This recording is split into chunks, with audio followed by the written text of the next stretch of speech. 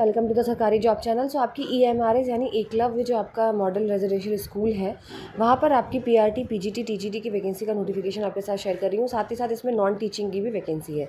तो guest teacher है एक तरीके से यहाँ पर ये वैकेंसी।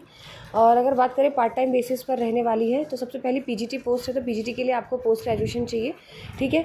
किसके सब्जेक्ट में है? तो English, physics, chemistry, maths, bio, history, geography, economics, Odia और कॉमर्स। साथ ही साथ अगर आपकी मास्टर डिग्री 50% मार्क्स के साथ होनी चाहिए, ठीक है। और इसके अंदर जो है वो अभी बीएड के बारे में ऐसा कुछ नहीं बोला गया है कि इसमें आपको बीएड चाहिए या सीटेट चाहिए, ठीक है।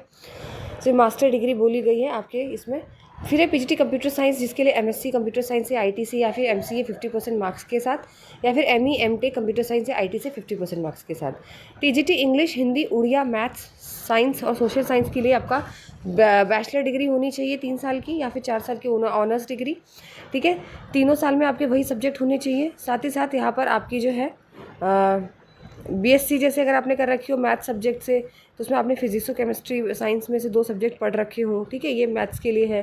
साइंस TGT साइंस के लिए अपने बॉटनी, जूलॉजी, केमिस्ट्री में तीनों सब्जेक्ट पढ़े हो अपने ईयर एग्जामिनेशन में। TGT सोशल साइंस के लिए अपने जैसे history, geography, economics, political science में से 2 सब्जेक्ट आपकी हिस्ट्री और ज्योग्राफी में से एक होना ज़रूरी है। ये सारी केसेस हैं आपके, ठीक है। इसके साथ साथ इसमें सीटेट का पेपर भी है और BEd डिग्री भी आपकी मांगी गई है। और जिन्होंने 4 साल का अपना ग्रेजुएशन कर रखा है उनके लिए BEd डिग्री यहाँ पर नहीं है।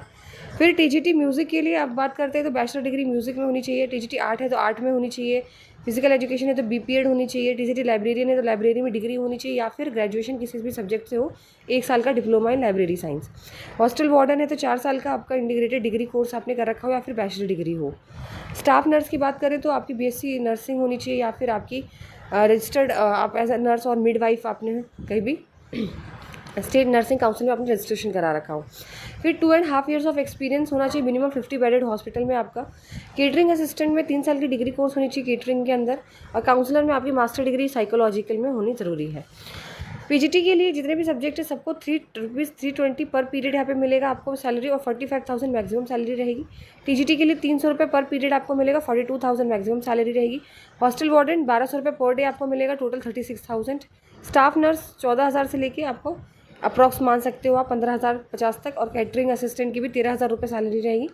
काउंसलर की भी आपकी 14,000 से लेके 15,500 तक की आपकी सैलरी रहने वाली है। तो ये आपकी EMRS के लिए वैकेंसी है। इसमें आपकी टीचिंग और नॉन टीचिंग दोनों है यहाँ पर ये वैकेंसी। अब बात करते हैं इसकी आगे की। इसके बाद अगर बात करें आपकी जो EMRS है, यहाँ पर ये आपकी क्योंझर डिस्ट्रिक्ट के अंदर ये वैकेंसी है, जहाँ पर आपकी वॉक इन इंटरव्यू है। वहाँ पर आपकी जो इंटरव्यू है वो आपका 12 अप्रैल 2025 को रंकी क्योंझर में ये आपकी वैकेंसी है। यहाँ पर आपको जाना है इंटरव्यू देने के लिए। तो इंटरव्यू के बेसिस पे ही यहाँ पे आपका सिलेक्शन होने वाला है। बाकी बात करें, आपको फॉर्म निकालना है, उसको फिल करना है, और इंटरव्यू के टाइम आपको वो फॉर्म जो है वो लेकर आना है, ठीक है। बाकी सारी डिटेल्स आप जाके साइट पर चेक कर सकते हो। एज लिमिट की बात करें तो 18 to 65 ईयर्स यहाँ पर एज रहने वाली है। बाकी सारी चीज़ें आप जाके अप्लाई कर सकते हो। पहली बात तो आपको जाना है जो वेबसाइट है EMRS की, उस पर जाकर आपको ये फॉर्म फिल करना है। वीडियो अच्छी लगे तो लाइक एंड शेयर ज़रूर करिए, चैनल को सब्सक्राइब करें।